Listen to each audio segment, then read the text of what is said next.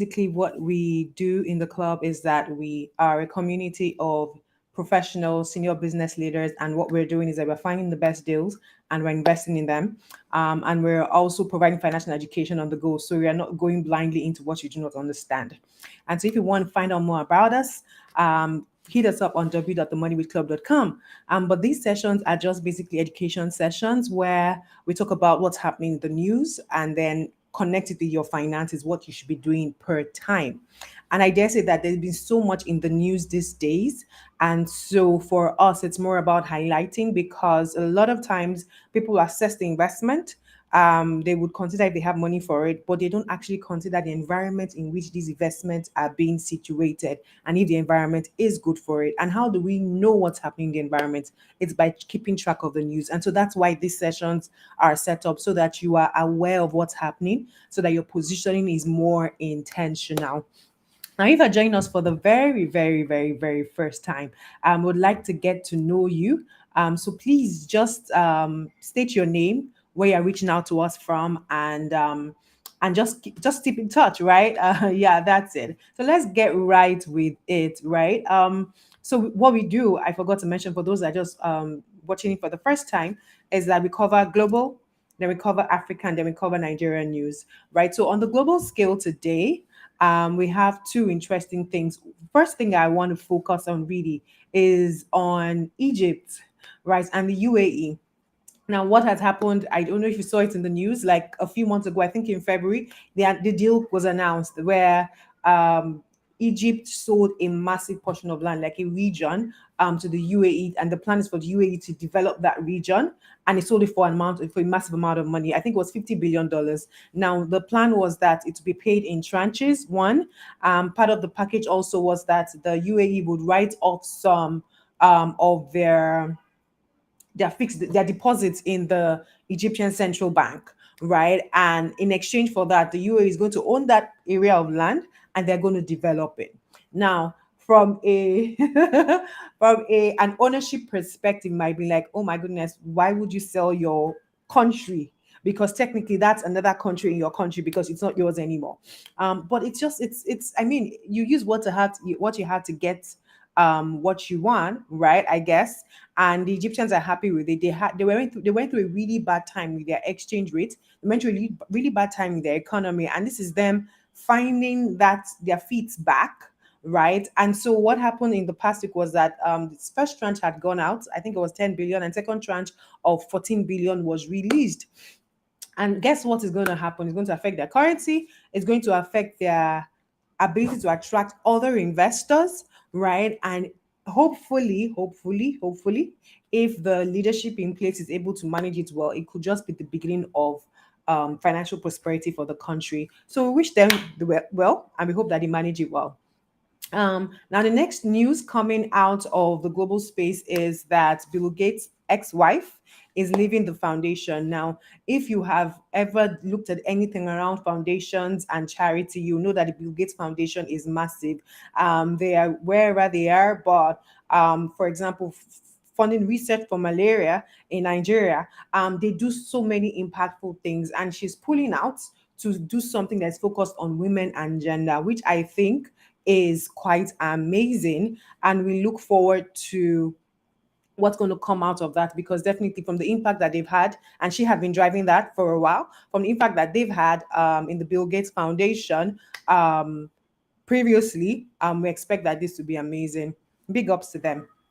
Now on the African news, the Kenyan government is engaging with a Bitcoin miner, and basically what they are trying to do is figure out a way to fix their energy problems through innovative ways. Now I saw this news and I thought, okay, um, what are they trying to do? Now it's two sides.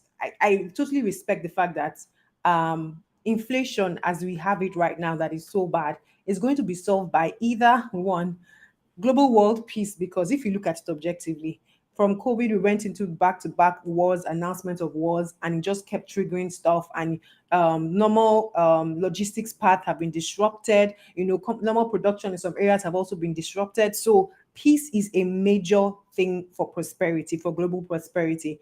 But seeing that that is being elusive as people keep erupting in new ways to fight every day, I believe that the other thing that can solve the global economic issue right now is innovation. So doing things out of the box. Now, there's also one part where, I mean, if you remember, there was a time in the news where there was this drag on Elon Musk because he was investing in Bitcoin, but he's supposed to be doing EVs. And what was the conversation about? The fact that Bitcoin mining or cryptocurrency mining takes a lot of energy, is an energy sucker, right? Such that it was like he was being inconsistent. How can you be doing EVs and then supporting Bitcoin at the same time when you know the amount of energy that it draws from the society, from the energy pool of the world and all? But I mean, he survived it. He's still there. He's still chilling. But I'm curious to see what Kenya is going to bring out of it. But what I do like is the spirit of it. The fact that they are thinking out of the box. They are going unconventional and they're using these tools, right? These things, these innovations to see how it can favor them. And that is really the spirit of innovation. Innovation always comes with good and with bad, but how do you position for it to favor you? And I think that's what the Kenyan government is trying to figure out with these conversations. And we are hopeful and we are looking forward to what will come out of it. Now, the second news out of Africa is that Qatar Airways is going to announce, say in about a week or two, they're going to announce that they have bought a massive stake in a Southern African airline. Now it's always good to see these kind of deals. Why? Number one, when a country is able to sell a portion, they've gotten dollars, right? So it helps their reserves, helps their economic prosperity. That's one. Two, if it was a small regional airline, what they've done is that they've plugged into a global scale. So for everyone that who has had to benefit or patronize that airline, they have entered a global scale. And in terms of minimum standards, in terms of code sharing is where you would see KLM and Air France. So you can go to KLM's website, and then if you say you want to go from Lagos to London, you will see some Air France flights there also, right?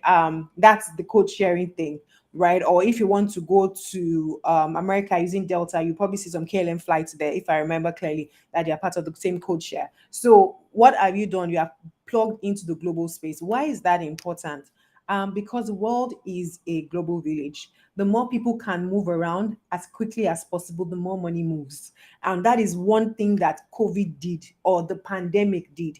It slowed down movements, and it slowed down movement. Now, once people stop moving around, money stops moving around. That's just is a very direct correlation. So anything that encourages that, especially when it's bringing in capital, fresh capital, I think it is laudable. So big ups. We're looking forward to what country it will be. And let's see how that goes. Now, the final news. Oh, before I go on to the final news, which is in Nigeria, and Nigeria has been in the news, Nigerian economy is in such a state. I just want to remind you that this is powered by the Money With Club. I talked about it a little bit, and if you want to know more about us, let me put it up. Yeah. So visit w.themoneywithclub.com to find out more about us. We're an interesting, amazing community. We've done very interesting things. And I dare say that we talked about Kenya. We've done investment in Kenya. We've done venture capital in other African region, in other countries in Africa, I dare say, and abroad, like UK, US. Yes, we've done investments across the world, would I say, I dare say, maybe not Asia and maybe not Australia, not yet. But yes, we are global in our thinking, global in our reach, and global in our network. Actually, the members of the community are Africans around the world. So you are welcome. And you don't have to be Nigerian to be part of the Money With Club. Yeah, but you just have to be an African. I think you just have to be an African for now. But anyways, yes, find us on the moneywithclub.com, w.moneywithclub.com, and you'll be glad to. Now, while you're still thinking about joining us, we do have a newsletter. Let me set it up. We do have a newsletter that goes out every Saturday. Financial education, personal finance, investing, and the economy. And so you might want to subscribe to that. It's on Substack. It's at the Money With. And so join our free newsletter community, and you'll be glad that you did so. We also give pointers into what's happening in the club with that, and so you'll be glad if you found out. So you don't waste time. You don't say, "Oh, I didn't know this was happening. I would have joined." Yeah, Join that so you know what's happening in the club also. Yeah, now to the final news in Nigeria. Um, I don't see any chat from anybody saying hi. But final news in Nigeria. Oh yes, this was quite interesting. The central bank governor. So there was news that there was news that the central government was going to take, was it 14 to 20 billion ish of pension 20, yeah, what was the amount? It's significant. No, no, can't be 20 billion, that's small, but significant amount of money from the pension funds for infrastructure. And there was like this outcry, why would the government touch our money? Are things already not bad enough? At least people have worked for it, they shouldn't touch it and all. But as a finance person, I just giggled when I saw that, because that's what the government does. That's what the government has been doing. That's what all governments do, and that's what they will continue to do. Let me explain. We all say, oh, we invest in FGN bonds. The rates are good, blah, blah, blah, blah, blah. Buy, it's secure, la, la, la, la, la, la, la, is the government go on. Okay, what's FGN bond? It's not borrowing. The government is borrowing your pensions. And guess what? Pension funds are required by regulation that they should have 60 to 70% of their investment in government securities. What are government securities? Government borrowing. What does that mean? The pension fund is funding the government. Your pension fund is funding the government. That is how it is set up. And that's how it's set up everywhere. Do you understand? So that they will touch it. So if you notice, the central bank governor did not say we're not going to touch it. Say we're not going to touch it illegally. So we will use legal means to touch it, touch your pensions. Well, now, what does this mean? It means that um the pension funds have a range. So 6 to 70% in government securities, maybe 5% in alternative assets, this in that, maybe 20 to 15 to 20 or whatever. I'm just giving numbers now, don't quote me, in equity, right? Now, what will happen is that the central bank will look at, okay, we want to do maybe an infrastructure fund. They will have to create a vehicle, because the pension funds cannot invest directly in a company. It must be under a vehicle, it must be a security that they will invest in. So the government is going to create a security of some sort, or a vehicle of some sort, that will fit the requirements of the pension funds. That's one. Now, what's going to happen is that they're going to need to invest in that thing. What do I mean? So if they say it's an infrastructure fund, um, and one pension fund has 1 trillion in it, whatever, and your capital, your whatever regulation is 5%. So it means that, what is that, 500 billion or 1 trillion? No, that's 50 billion.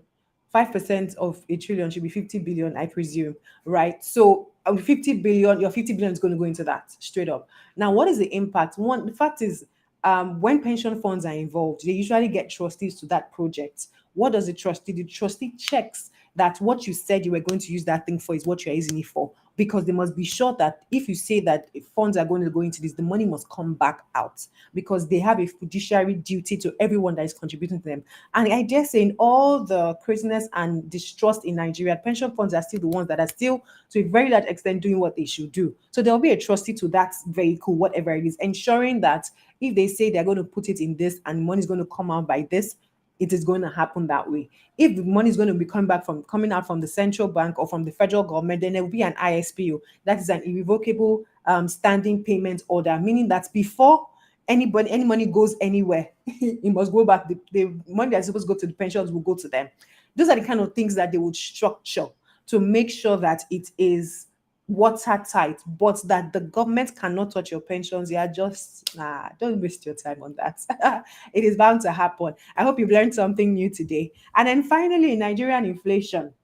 Nigerian inflation is on a high, and I dare say, in talking about this, a lot of countries, their inflation rate is so. U.S. last inflation tapered a little, not enough for the Feds to drop the rates that we're waiting for them to drop. Amen. But the Feds, and then even the in Europe, also the eurozone, they're saying that inflation is dropping faster than they thought they had predicted at the start of the year, which is good. But we talked about it last week. Inflation dropping is different from deflation. Inflation dropping is that inflation was going at 100 kilometers per hour and is now at 60, but it is still going up. What we need is that it should start going down, meaning that prices should start going down, not inflation. No, inflation, that one is just drama. but that if a price was going from 100 to 120 to 150, it should go down to 90. Yeah, that's what we need right now as an economy. And I talked about it earlier that we need innovation to make that happen. But anyways, Nigerian inflation is a thing and it's still driven by FX. FX is a major thing. And the central bank, the CBN is going to have a monetary policy meeting. It's called the MPC. And the announcement will come out on Tuesday. We expect that they will take up interest rates again. But I personally do not think it's going to be impactful. Why? Because we know that it's FX that is the problem. We know that there's a supply issue. We know there's a trust issue. We know that people are there's somewhat like a run on the currency, and that every time we hear this news and it's not true and all that, it fuels that distrust so that people are edgy. If you can't address all those things, taking up interest rates on its own is not going to fix anything. But for you, if you have naira and you want to invest in naira, bonds, savings bonds, treasury bills, they are juicy right now and they won't be here forever. That's my good advice for you. I trust this was a useful session. Have a beautiful weekend, and we'll be here next same time next week. Bye.